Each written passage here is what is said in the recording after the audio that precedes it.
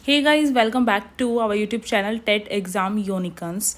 तो जैसे कि आप सभी को पता है कि हमारे चैनल पे आप सभी को एचटेट के सभी जो पीवाईक्यू हैं यानी कि हिंदी के वो आपको करवाए जाते हैं और डिटेल में करवाए जाते हैं। पीवाईक्यू के तरीके से करवाए जाते हैं। हर ऑप्शन का जैसे आप सभी को दिखाई दे रहा है कि हर ऑप्शन को एक्सप्लेन किया जाता है। जितने फैक्ट हैं वो आपको यहीं पर कवर करवा दिए जाते हैं, अलग से करने की ज़रूरत नहीं होती है। तो आज मैं लेकर आई हूँ आप सभी के लिए एचटेट 2023 यानी कि रीसेंट एचटेट का जो पेपर है उसका जो पीवाईक्यू है उसमें से आपका जो जर्नल पार्ट के लिए जो 15 आपके क्वेश्चन आते हैं हिंदी के वो लेकर आई हूँ। और इसमें मैं आप सभी को बताते हुए चलूंगी कहाँ से रिपीट भी हुए हैं क्वेश्चन। आप सभी देखेंगे कि एचटेट भी रिपीट होता है। तो चलिए फटाफट से कर लेते हैं और इसमें से ही आपके जो ऑप्शंस हैं उसमें से भी चीज़ें रिपीट हुई हैं वो मैं आपको बताऊंगी। तो सबसे फर्स्ट यहाँ पे क्वेश्चन है हमारा विलोम शब्द हमें जो देखना है। इसमें असंगत ये टाइप बनते जा रहे हैं क्वेश्चंस के। असंगत जो है यानी कि कौन सा इनमें से जो है गलत रहेगा वो हमें बताना होगा। तो घमंडी था, घमंडी का जो आपका विलोम शब्द रहता है वो विनीत रहता है। घमंडी यानी कि खुद के अलावा किसी को देखना ही नहीं, खुद पे इतना घमंड कर लेना। और विनीत यानी कि विनम्र जो जिसका स्वभाव होता है या फिर विनम्र जो अगर आता तो वो भी उसका जो है विलोम शब्द हो जाता। चिर आयु और दीर्घ आयु दोनों का अर्थ बिल्कुल सेम है, क्योंकि चिर आयु की जो है अगर उसके देखें तो वो जो होता है युवा अवस्था होती है, यानी कि जो आपकी चिर आयु जो होती है वो आपका क्या होता है दीर्घ जो आयु रहती है यानी कि लंबी उम्र। तो यही दीर्घ आयु का अर्थ होता है, यही चिर आयु का अर्थ है। अब देखते हैं तो ये जो है सेम अर्थ प्रदान कर रहा है, पर हमें विलोम आर्थिक जो शब्द है वो देखने थे। तो यही वाला हमारा जो है ऑप्शन सेकंड करेक्ट हो जाएगा। यहीं तक नहीं रुकेंगे, आगे भी बढ़ते हैं।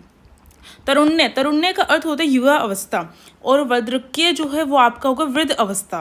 तो ये जो है इनके मैंने मीनिंग इसलिए बताए हैं कि अगली बार अगर पूछ लिया जाए तो हमें जो है ध्यान रहे थोड़ा। तेजस्वी यानी कि जिसका चारों तरफ तेज हो, तेज और निस्तेज यानी जिसके अंदर तेज ही ना हो। तो ये इसका विलोम हमें साफ तौर पे दिखाई दे रहा है। आगे बढ़ते हैं और अगला क्वेश्चन देख लेते हैं। अगला क्वेश्चन जो है यहाँ से जर्नल जो हिंदी है उसमें तत्पुरुष समास को लेकर पूछा जाता है। और आप सभी को बता दूं कि अगर आपको नहीं पता तो समास को लेकर हमने एक सेपरेट क्लास भी बनाई है, तो उसको भी देख सकते हैं। ज़्यादा मिनट की नहीं है, वही 20 मिनट की मुश्किल से होगी, जिसमें आपको बिल्कुल डीप में हर चीज़ करवा दी गई है और जो कैंडिडेट्स हैं उनको काफ़ी अच्छी भी लगी है। समास जो है, समास में जो तत्पुरुष समास है उसमें हमें ध्यान रखना है जो कारक चिन्ह होते हैं वो क्या होते हैं, उनका लोप हो जाता है तत्पुरुष समास में। जैसे कि अगर मैं कहूँ कर्ण फूल, कर्ण के लिए फूल यानी कि कर्ण हाथ होते हैं, तो हाथ के लिए फूल या फिर हथफुल, हथफुल सब पहनते थे पहले, है ना, पहले के टाइम पे शादियों वगैरह में पहनते थे हथफुल। तो हथफुल यानी हाथ के लिए फूल। तो ये जो हथफुल है इसमें के लिए जो है उसका लोप हो गया। तो तत्पुरुष समास में यही होता है, वो जो कारक चिन्ह होते हैं उसका स्टार्टिंग वाला और लास्ट वाला छोड़ देने के बाद जितने बीच के कारक चिन्ह बच गए हमारे वो सारे के सारे जो हैं समास बना देते हैं इसमें और उसी नाम से रहते हैं। जैसे संबंध तत्पुरुष हो गया, अधिकरण तत्पुरुष है, करण तत्पुरुष है, आपादान जो है तत्पुरुष है।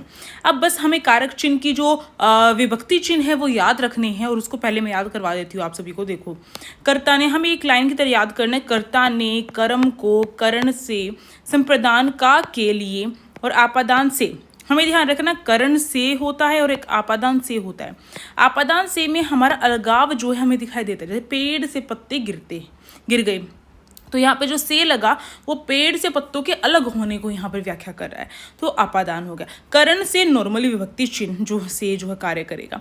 संबंध में आपको ध्यान रखना है, संबंध क्या होते हैं, का के की, है ना। संबंध में क्या होता है, जैसे कि अगर हम देखें मौसा, मौसी, ईल, ये मात्रा चेंज होती जा रही है ना, इसे ध्यान रखना है हमें कि संबंध क्या है, काके की है ना। अधिकरण जो है, अधिकरण जो है उसमें में और पर दोनों लगते हैं। अधिकरण, अधिकरण यानी कि अधिकार, जैसा हमें यहाँ पे दिखाई दे रहा है जैसे अधिकार हो रहा हमारे किसी ऊपर, है ना। तो मैंने कहा ऊपर किसी पर अधिकार होना, तो पर यहाँ से ही याद हो रहा है किसी पर, है ना, किसी पर अधिकार होना, पर यहाँ से याद हो जाएगा। अधिकरण में भी आता है, आपको ध्यान रखना है, ठीक है। किसी में अधिकार या किसी पर अधिकार, इस तरीके से हो सकते हैं। संबोधन हमें याद ही नहीं करना, पर फिर भी अगर नॉर्मली पूछ लिया जाए कारक चिन्ह से तो हे और अरे जो है संबोधन होते हैं। तो कर्ता वाला और संबोधन वाला ये आपके जो है तत्पुरुष समास के अंतर्गत नहीं होते हैं, बाकी सबके पीछे तत्पुरुष समास लग जाता है। यानी कि कर्म तत्पुरुष इस तरीके से। तो कर्ता ने कर्म को, ये हमें इस तरीके से याद रहेगा। अब देख लेते हैं यहाँ पे प्रश्न किस तरीके से पूछ रखा था, कौन सा सम्मिलित नहीं है, कौन सा गलत है। तो यहाँ पे देखिए देशांटन, देशांटन, आंटन का मतलब होता है, हमें सार्थक शब्द भी देखने हैं, ठीक है। तो आंटन का अर्थ होता है घूमना, घूमना। घूमेंगे हम कहाँ पर, हम देश के अंदर घूमेंगे। तो देश में घूमना, में मैंने बताया था अधिकरण में आता है ना, अधिकरण में में और पर दोनों आते हैं, इसलिए यहाँ पर हो गया। रेखांकित, रेखा से अंकित, रेखा से अंकित, तो ये हमारा करण वाला हो जाएगा। करण, करण में से आता है। और अगर से जो है, अगर वह किसी तरीके का हमें अलगाव महसूस कराता है, जैसे कि देश से निर्वासित, देश से अलग होना, देश से निर्वासित कर दिया गया व्यक्ति, तो देश से इसका मतलब उसको हटा दिया गया, निकाल दिया गया तरीके से। तो ये जो है, ये हमें अलगाव का यहाँ पे जो है अर्थ प्रदान कर रहा है, इसलिए अपादान तत्पुरुष हो जाएगा हमारा ये वाला।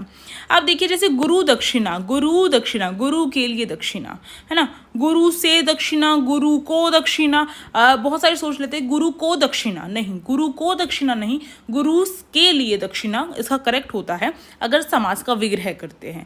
तो को आया, जो को हम समझते हैं वो गलत होता है, और को किस में लगता है, को का, जो को के लिए जो है आपका संप्रदान तत्पुरुष में लगता है, और का के की किस में लगता है, संबंध तत्व जो तत्पुरुष है उसके अंतर्गत लगता है।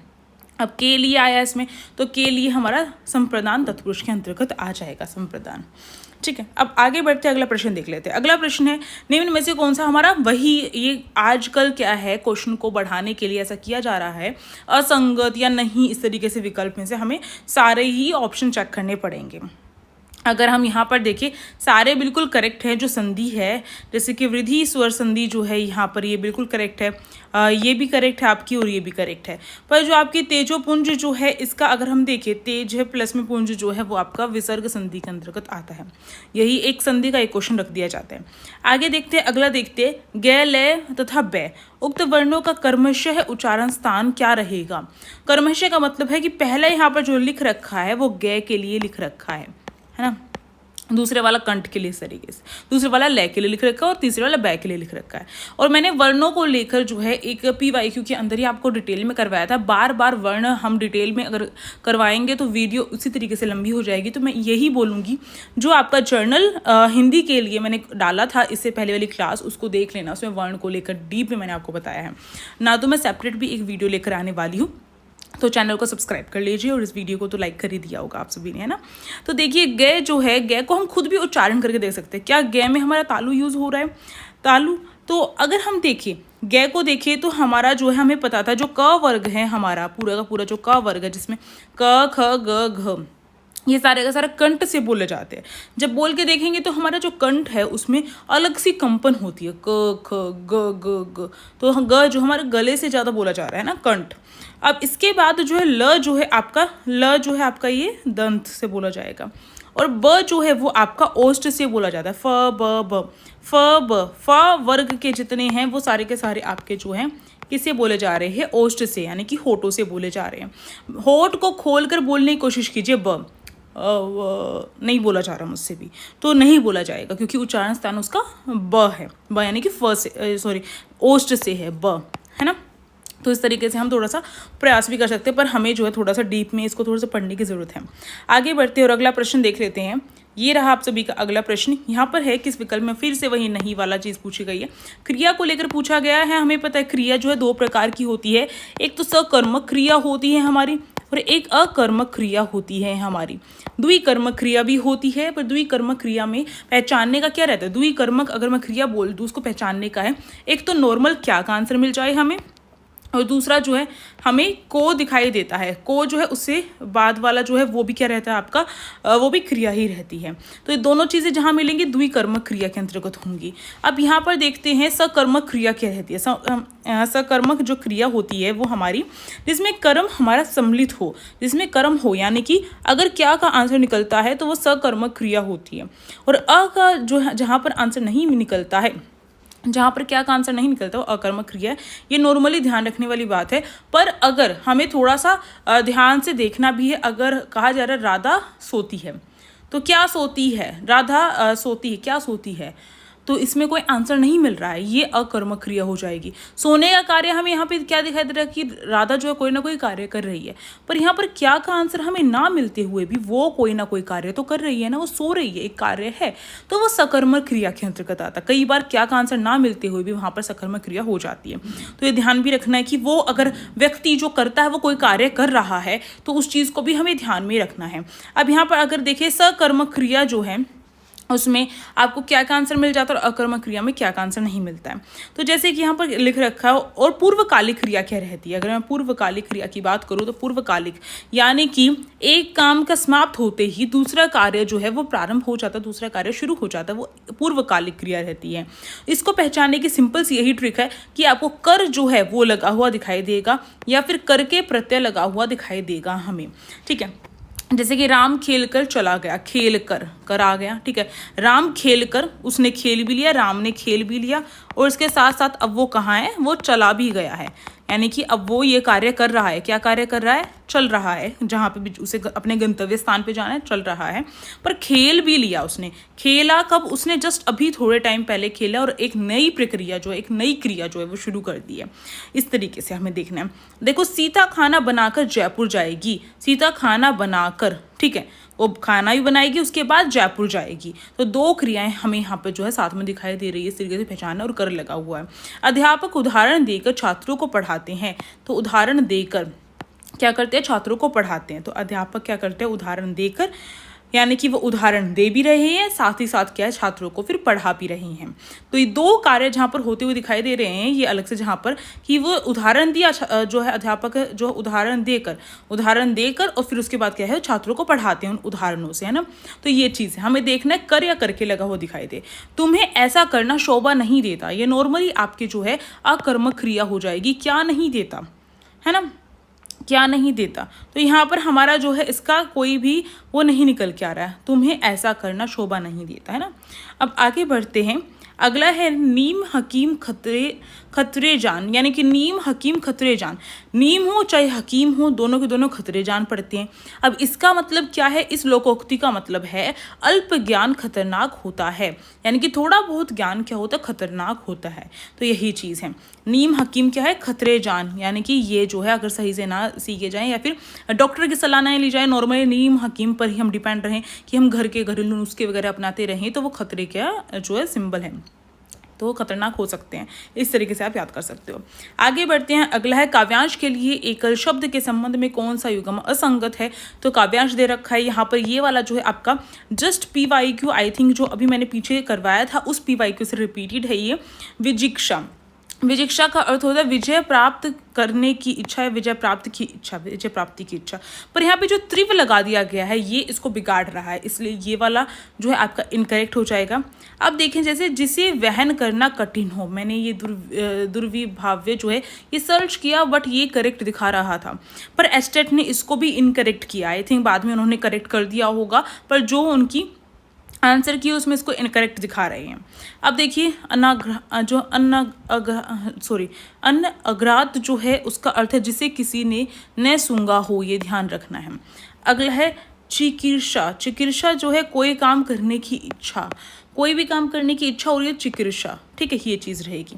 आगे बढ़ते हैं और अगला प्रश्न है किस विकल्प में हमारा जो है ये आई थिंक लास्ट नहीं है, फटाफट से देखते हैं। इसमें अशुद्धि देखनी थी हमें, तो यहाँ पे जो है एस्टेट इसको करेक्ट बताता है, पर मुझे ये करेक्ट नहीं लगता क्योंकि सुधीजन और शताब्दी बिल्कुल ऐसे ही लिखा जाता है, ठीक है। और सुधीजन किसको बोला जाता है, पंडित हो या फिर कोई विद्वान हो उसको बोला जाता है। साधुवाद जो है इस तरीके से लिखा जाता है, छोटी ऊ की मात्रा आती है, और सुरसरी जो है इस तरीके से लिखा जाता है, ये ई की मात्रा ऐसे रहेगी, ठीक है। और बाकी बिल्कुल करेक्ट है। चंद्रमौली देखो, जो ई की मात्रा हमारी यहाँ पर ही है चंद्रमौली में। पुत्रेशना ये बिल्कुल ठीक है। सुभेशी और भरपति जो है इस तरीके से। हमें बस थोड़ा सा एक बार ध्यान दे लेना है कि कौन सा वर्ड कैसे लिख रखा है, क्योंकि पूछा जा सकता है। कादम्बरी और कादम्बिनी जो है, कादम्बरी का अर्थ होता है शराब, आपको ध्यान रखना है। और जो कादम्बनी है, नी आ रहा है, वो घटा, ठीक है, घटा को बोला जाता है। तो कादम्बरी जो है शराब को बोला जाता है और ये आपका घटा को बोला जाता है, ध्यान रखना है। आगे बढ़ते अगला प्रश्न है, और ये आपका एस्टेट 2016 के PYQ से रिपीटेड है। मैंने कहा था मैं आप सभी को बताऊंगी, तो मैंने बताया। इसमें कौन सा पर्यायवाची सही नहीं है, धनुष का पर्यायवाची जो है। अब थोड़ा सा और बढ़ा दिया जा रहा है लेवल, तो इसलिए आपके जो है मतलब 3 जो है इसमें करेक्ट दे दिए जाते हैं, 1 इनकरेक्ट, पर पहले नॉर्मली पूछ लिया जाता था, बस इतना सा फर्क हुआ है। तो धनुष का जो है चाप होता है, धनुष चाप, कमान, हम कमान जैसे महाभारत वगैरह देखते हैं तो उसमें या फिर तीर कमान भी बोलते हैं हम, तीर कमान। तो धनुष जो है तीर जो है उसके अंदर ही तो डाला जाएगा, तो कमान ठीक है। कोदंड ठीक है। शरासन, शरासन आपको ध्यान रखना है, सारंग हो गया। और विशाखासन, विशाखासन जो है ये भी रहेगा। इसको लेकर पूछा गया था कि ये जो है धनुष का पर्यायवाची है या नहीं है, इस तरीके से। तो यहाँ पर देखो जो कामरूमुख है ये भी आपका रहेगा, शरासन है, चाप है, पर आपका क्या है, कासार नहीं है, ठीक है, ये चीज़ ध्यान रखनी है, ये नहीं है। तो धनुष के पर्यायवाची आप एक बार रिपीट कर ले तो दोबारा से पूछा जा सकता है, रिपीटेड क्वेश्चन है, बहुत इंपॉर्टेंट है। चाप हो गया आपका, तीर कमान होता है तो कमान हो गया, कोदंड हो गया, कामरूख हो गया आपका, शरासन हो गया, सारंग, सारंग हो गया, ये भी ध्यान रखना, सारंग हो गया। और विशाखासन जो है, विशाखासन भी आपका जो है धनुष को बोला जाता है। आगे देखते हैं विशेषण जो है, विशेषण जस्ट मैंने अभी आपको टॉपिक जो है प्रीवियस जो क्लास रही थी उसमें विशेषण, आई थिंक विशेषण ही करवाया था मैंने 15 मिनट में, आई थिंक 15 मिनट में जो है विशेषण पूरा कवर करवा दिया है। तो यहाँ पे दोबारा से विशेषण में मतलब अलग से बिल्कुल नहीं बताऊंगी, पर थोड़ा सा देख लेते हैं इसमें। जिस विकारी शब्द से संज्ञा की व्याप्ति मर्यादित होती है उसे विशेषण कहते हैं। ये डेफिनेशन जो है रिपीटेड है, ये यूपी के PTET ऐसा कुछ है, वहाँ से ये क्वेश्चन एज इट इज उठाया हुआ है, ये वाला ऑप्शन। तो विकारी शब्द संज्ञा की व्याप्ति मर्यादित होती हो, तो संज्ञा की व्याप्ति का मतलब है कि कुछ लिमिट आ जाना, व्यापकता कम हो जाना, लिमिट आ जाना, ठीक है, व्यापकता क्या है, कम हो जाना उसकी, यानी कि वो और ज़्यादा हम उसको जो है बढ़ा नहीं पा रहे। जैसे कि अगर मैंने कहा लड़का सुंदर है, तो सुंदर लड़का जो है केवल सुंदरता जो है उसकी वही देखी जा रही है, उसके अलावा जो उसके और फैक्टर है वो नहीं देखे जा रहे हैं, क्योंकि वो नहीं बढ़ाए जा रहे हैं। तो जो विशेषण है वो क्या होता है, संज्ञा की व्याप्ति को मर्यादित करता है, ये चीज़ हमें ध्यान रखनी है। भला, दानी, दुष्ट, ये जितने शब्द हैं इन्होंने कहा ये गुणवाचक विशेषण है। क्या ये गुणवाचक विशेषण है? तो भला हो गया, दानी हो गया, दुष्ट हो गया, ये गुणवाचक जो विशेषण है वही होते हैं। एक आपका होता है संख्यावाचक विशेषण, एक आपका स्वरनामिक विशेषण होता है, एक आपका क्या होता है, एक आपका होता है परिणामवाचक विशेषण। तो ये होते हैं। अब देखो संख्यावाचक विशेषण को लेकर पूछ रखा है कि कक्षा में 60 छात्र पढ़ते हैं, तो 60 जो है क्या यह संख्यावाचक, बिल्कुल संख्यावाचक संख्या ही दिखाई दे रही है हमें इसमें, है ना। तो ये करेक्ट हो गया, ये वाला ऑप्शन भी और ये वाला भी। आगे देखते हैं संकेतवाचक विशेषण। अगर किसी ने नॉर्मली विशेषण के प्रकार ही रट रखे होंगे तो भी वो जो है इसको जो है बिल्कुल करेक्ट करके आता है इस आंसर को। अगर ऊपर वाला ऑप्शन ना भी आता और अगर हमने केवल प्रकार पढ़ रखे तो भी हम करके आते, तो इसलिए कहा जाता है कि व्याकरण को भी आपको अच्छे से कर लेना चाहिए। संकेतवाचक जो विशेषण है उसमें बोल रखा है इन्होंने, जो भी बोल रखा है देखो, नाप, माप, तोल जो होता है परिणामवाचक विशेषण में आता है, परिणामवाचक में। और यहाँ पर बोलते संकेतवाचक, ऐसा तो कोई विशेषण होता ही नहीं है, इससे हमारे इनकरेक्ट हो जाता है। मैंने बता दिया नापतोल जो है किस मतलब परिणामवाचक विशेषण में आता है। जैसे कोई यूनिट्स वगैरह हो गई वो सारी की सारी आ जाएंगी, जैसे कि 1 किलो चीनी, 2 किलो दूध, ठीक है, 1 दर्जन केले, इस तरीके से इन चीज़ वगैरह हो गई, वो सारे आपके परिणामवाचक विशेषण के अंदर आएगी, क्योंकि यूनिट्स हैं आपकी, ठीक है। अब देखते हैं अगले वाला। संज्ञा के संबंध में कोई सा कथन कौन सा हमारा यहाँ पे गलत है। संज्ञा ऐसा टॉपिक है जिससे हम ये सोच के जाते हैं कि बहुत इजी और ऐसी हो जाएगा, हम नहीं पढ़ के जाएंगे ना, तो ये चीज़ रहती है। अब देखो मैंने यहाँ पर ये कंसेप्ट पूरा करवाने की कोशिश की है थोड़ा सा। और संज्ञा हमें बेसिकली आता है, हम हमेशा पढ़ के रहते हैं, पर संज्ञा भी कई बार मार हमें जो है खिलवा देता है, तो ऐसी गलती नहीं करनी है। देखो व्यक्तिवाचक संख्याओं का प्रयोग सदैव जो अदर्थक के अतिरिक्त जो है एक वचन में होता है, ये चीज़ बिल्कुल करेक्ट है और ये आई थिंक यूपी से ही ली हुई है। तो व्यक्तिवाचक जो संज्ञा रहती है आपको ध्यान रखना है हमेशा एक वचन में रहती है। राम आते हैं ऐसे नहीं बोलेंगे, राम आता है ना, एक व्यक्ति है वो, राम आता है, राम आते हैं नहीं बोलेंगे, है ना। तो ये चीज़ है। पर हम यहाँ पर देख रहे हैं, हम जब कहते हैं श्री राम लंका में आते हैं, है ना, लंका में आते हैं, यहाँ पर फिर ये जो है ये आपका बहुवचन कैसे आ गया, क्योंकि यहाँ पर क्या है, आदर, जो आदर है वो दिया जा रहा है और ये हम भगवान श्री राम को आदर दे रहे हैं ना इस तरीके से। तो जहाँ पर आदर होगा वहाँ पर आपके फिर भी बहुवचन आ जाएगा, पर उसके अलावा जहाँ पर भी प्रयोग होता है व्यक्तिवाचक संज्ञा वो एक वचन के तौर पे होती है। वैसे श्री राम तो जो है वो एक नाम है, पर वो जब हम आदर सूचक उसमें करते हैं तो बहुवचन आ जाता है। बेस्ट एग्जाम्पल मैंने दे दिया। ओके, अब देखो यहाँ पर अगला जो है यही चीज़ बिल्कुल करेक्ट थी। अगले देखो, अगले दे रखा है देश हो गया, त्योहार है, नदी है। इन्होंने बोला व्यक्तिवाचक संज्ञा, नहीं व्यक्तिवाचक संज्ञा नहीं है। देश, किस देश की बात हो रही है? अगर बोलते भारत देश है ना, भारत देश, तो वहाँ पर भारत जो है एक स्पेसिफिक हो जाता, उसके जैसा कोई दूसरा नहीं है, तो वो व्यक्तिवाचक संज्ञा होता। पर यहाँ पर देश बोला हुआ है, इसमें ऑस्ट्रेलिया है, अमेरिका है, भारत है, कनाडा, बहुत सारे देश आ जाएंगे, तो वो जो आपके व्यक्तिवाचक संज्ञा के अंतर्गत फिर नहीं आएगा। वो एक कॉमन चीज़ आ गई है ना, ग्रुप का नाम आ गया, उसके अंदर बहुत सारी चीज़ें हैं। क्लास बोली तो क्लास जो है उस क्लास के अंदर बहुत सारे क्लास आ सकती है। अगर मैं बोलती हूँ क्लास फर्स्ट तो वो आपकी उसमें आ जाएगी ना, स्पेसिफिक चीज़ नहीं है। त्योहार, अगर मैं दिवाली होली बोलती तो वो आपका व्यक्तिवाचक संज्ञा में आता है, पर मैंने त्योहार बोला है तो वो आपका व्यक्तिवाचक संज्ञा के अंदर नहीं आएगा, जातिवाचक के अंदर ही आएगा। जाति में आपको ध्यान रखना पूरी जाति का बोध होता है, ग्रुप का बोध होता है। नदी, नदी में आपकी सरिता और आपकी जो सरस्वती हो गई है, आपकी जो गंगा नदी है, वो सारी आ जाएंगी, है ना। तो इसलिए ये एक समूह का बोध करा रही है, जातिवाचक संज्ञा है। अब देखो द्रव्यवाचक और समूहवाचक दोनों के दोनों आपके जातिवाचक संज्ञा के अंतर्गत ही आते हैं, ये आपको ध्यान रखना, ये बिल्कुल करेक्ट है। और इनकरेक्ट हमने ऑलरेडी हाईलाइट कर रखा है, सेकंड वाला इनकरेक्ट है। आगे देखो विद्वता, पंडित्य, ये जो है आपकी भाववाचक संज्ञा है, ध्यान रखना है आपको, ठीक है। अब देखो व्यक्तिवाचक में जैसे राम हो गया, व्यक्तिवाचक में जैसे राम हो गया, और अगर मैं यहाँ पे कहूँ लड़का, लड़का होगा जातिवाचक, क्योंकि पूरी जाति का बोध करा रहा है लड़का, है ना। गंगा जो है वो व्यक्तिवाचक है। अगर मैं बोलती हूँ नदी तो वो आपकी जातिवाचक हो जाएगी। पटना एक जगह की, एक स्थान की स्पेसिफिक बात हो रही है तो व्यक्तिवाचक है। और पर्वत जो है आपका जातिवाचक होगा, क्योंकि वो पूरे जितने पर्वत समूह हैं, संप्रदाय, उसका बोध करा रहा है। लड़की, घर, घर को लेकर भी और नदी को लेकर भी एस्टेट में पूछा गया है, और कौन से साल पूछा गया है ये नहीं पता मुझे, ठीक है, ध्यान रखना है। जातिवाचक है। क्रोध, मिठास, यौवन, किसी चीज़ का भाव हमें मिल रहा है तो भाववाचक है। जातिवाचक के दो पार्ट है, द्रव्यवाचक और समूहवाचक।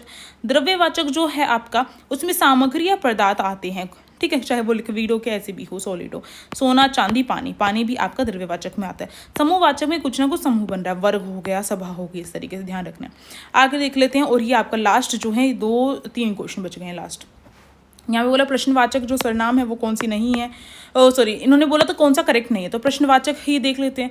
इसमें इसी को मार्क किया है इन्होंने कि क्या ये जो है प्रश्नवाचक है, नहीं। प्रश्न में कोई ना कोई प्रश्न होगा, क्यों या फिर इससे कैसा, ये शब्द होते तो वो प्रश्नवाचक होता, क्या, है ना, ये प्रश्नवाचक बनता। हमारा प्रश्न हमें पता है कहाँ से स्टार्ट होते हैं ना, तो ये अपना इनकरेक्ट हो रहा है। निजवाचक में स्वयं करने का बोध होगा, स्वयं जो शब्द है या फिर अपने आप, ऐसे शब्दों का प्रयोग हुआ, ये जो आपका निजवाचक होगा। पुरुषवाचक जो ये 6 होती हैं स्वरनाम, आपको ध्यान रखने हैं। पुरुषवाचक जो है उसमें आपका जो खुद का है, या फिर हम कहेंगे जैसे मैं, आप, तुम, ये जो प्रथम पुरुष, द्वितीय पुरुष और आपका तृतीय पुरुष, ये सारे सारे आपके आ जाते हैं इसके अंतर्गत। कमरे में कोई हंस रहा है, तो कोई है पर निश्चितता का भाव नहीं हो रहा है, ये नहीं पता चल रहा है कि पक्का मैं ये बोलूँ कमरे में जो है सीता हंस रही है, तो पक्का मैं कह रही हूँ कि सीता ही हंस रही है ना, तो मुझे पता है। पर अगर मैं कह रही हूँ ये मेरा घर है, ये जो है बिल्कुल निश्चित है कि ये मेरा ही घर है, मैं किसी और के घर की तरफ उंगली करके नहीं बोलूँगी। जहाँ पे निश्चितता का भाव हो तो निश्चयवाचक सर्वनाम होगा, और अनिश्चय कहाँ पर होगा, जहाँ पर हमें थोड़ा सा ये रहे कि ऐसा है भी या नहीं भी। इस तरीके से कमरे में कोई हंस रहा है पर हमें नहीं पता कौन हंस रहा है, पर हंसने की आवाज़ आ रही है, हमें कहना है कोई हंस रहा है, कुछ इस तरीके से जो है अनिश्चय सर्वनाम के अंतर्गत आएंगे। अब देखिए अगला, देखिए जो है ये अपत्यवाचक जो तदित प्रत्यय है वो कौन से होते हैं, संतान या वंश का बोध कराते हैं, उसको अपत्यवाचक तदित प्रत्यय कहा जाता है। तो जैसे कि वैधव्य जो है विधवा से बना हुआ है, ये आपको ध्यान रखना है, वैधव्य, और ये भाववाचक जो है आपकी संज्ञा है। अब देखो यहाँ पे वैनित्य जो है विनीता का पुत्र हुआ, कौरव जो कौरव वंश से संबंधित है, वंश का बोध कराना, ठीक है। वासुदेव जो वसुदेव का पुत्र है। आगे देख लेते हैं, लास्ट क्वेश्चन है हमारा, और PY के 2019 में ये आपका क्वेश्चन आया हुआ है, ध्यान रखना है। और इसमें असंगत जो है वो हमें छाटना, एज इट इज क्वेश्चन नहीं आते हैं, पर ऑप्शन को लेकर सेम क्वेश्चन डिजाइन किया हुआ होता है। परा जो है आपको ध्यान रखना है, परा नहीं रहेगा इसमें, पर प्लस में अर्थ, पर प्लस में आश्रित रहेगा, है ना। तो ये ध्यान रखना है। अब देखो जैसे निर है, निर प्लस में निर जो है प्लस में अकरण और निर प्लस में अपराध हो गया। अनु जो है अनु प्लस में उदित और अनु प्लस में जो है आपका अन्वेषण। हाँ, और फिर इसके बाद जो है सु और सुदूर हो गया और सुकृत हो गया, ये करेक्ट है। तो इस तरीके से आपके यहाँ पर सारे क्वेश्चन मैंने कवर करवाए हैं और मोस्टली मैंने बहुत डिटेल में करवाए हैं, और एक दो चीज़ें जो आपको बताई गई है तो उसको आप नॉर्मली व्याकरण के टॉपिक कवर कर सकते हैं हमारे चैनल पर जाके। तो अगर ये वीडियो अच्छी लगी तो आप सभी लाइक कर सकते हैं, शेयर कर सकते हैं, सब्सक्राइब कर सकते हैं। मैं मिलूंगी आप सभी के साथ इस तरीके से आप सभी का सिलेक्शन करवाने के लिए एस्टेट में हमारे इसी YouTube channel TET exam unicorns. Thank you for watching this video.